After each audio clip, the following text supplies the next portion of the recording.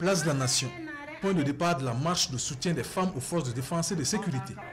Le cortège emprunte l'avenue de la Nation. Première halte, l'état-major général des armées.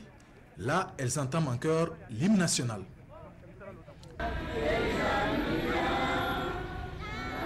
Puis direction le rond-point des Nations Unies, symbole de la fraternité des peuples pour une interpellation aussi de la communauté internationale.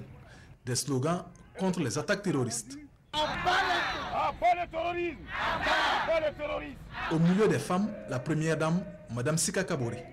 Nous déplorons la mort de nos forces de défense de sécurité, mais nous voulons également leur exprimer notre reconnaissance pour tout le travail de sécurité et d'intégrité et de surveillance de l'intégrité de notre territoire, de notre patrie qu'ils effectuent. En même temps, nous voulons également adresser un message de soutien à nos autorités républicaines pour le double travail de lutte contre le terrorisme qu'ils opèrent et de satisfaction des besoins de tout le reste de la population du Burkina Faso. Une marche qui a réuni des femmes venues de toutes les couches sociales pour réaffirmer leur soutien aux forces de défense et de sécurité dans la lutte contre ce fléau. On en a assez pour tout ce qui se passe.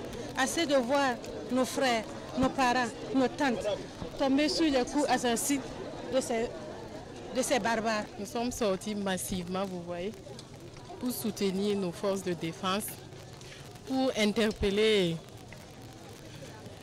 l'international, de soutenir vraiment le Burkina Faso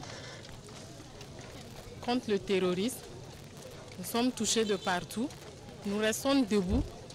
Il y a un poète qui disait que face à celui qui n'a pas peur de mourir, il a peur de vivre. Donc il faut manifester, il faut sortir, il faut vivre.